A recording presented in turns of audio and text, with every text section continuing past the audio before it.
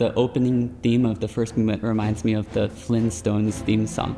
Da dun da da da da. So you might hear that when you listen to it. So I'll mostly be playing snare drum, triangle, some other things, and then the hammer. The hammer and the box that we strike were custom built by Matt Lefebvre, who is the director of media and technology here at YSM, and also apparently a fantastic woodworker.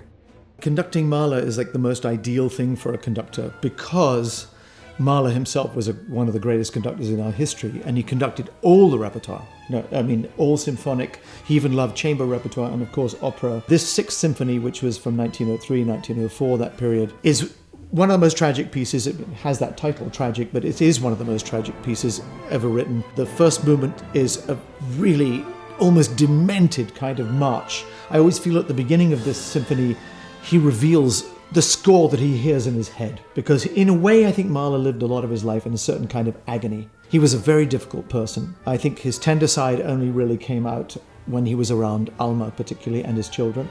I think what really resonates with me is the way that it sort of encapsulates the human condition. He's sort of representing events and people and places in his own life, but just sort of masterfully through music.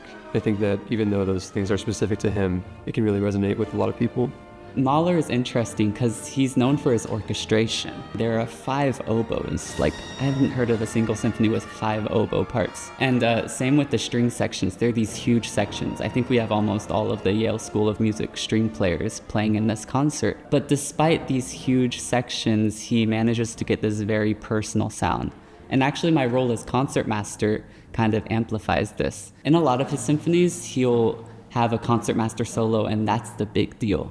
However, in this symphony, he has only a few small excerpts, and it's kind of meant to amplify this personal effect. So you'll have the whole string section play something, and then I'll play it by myself with some wind accompaniment, and it kind of just, it makes you shed a tear a little bit. Obviously, the feature of the hammer, which is a big discussion because Mahler wrote 3 hammer blows, originally apparently 5, but in his first score, 3 hammer blows. He felt ultimately that the 3rd hammer blow was too fatalistic and might suggest his own demise. So he removed it.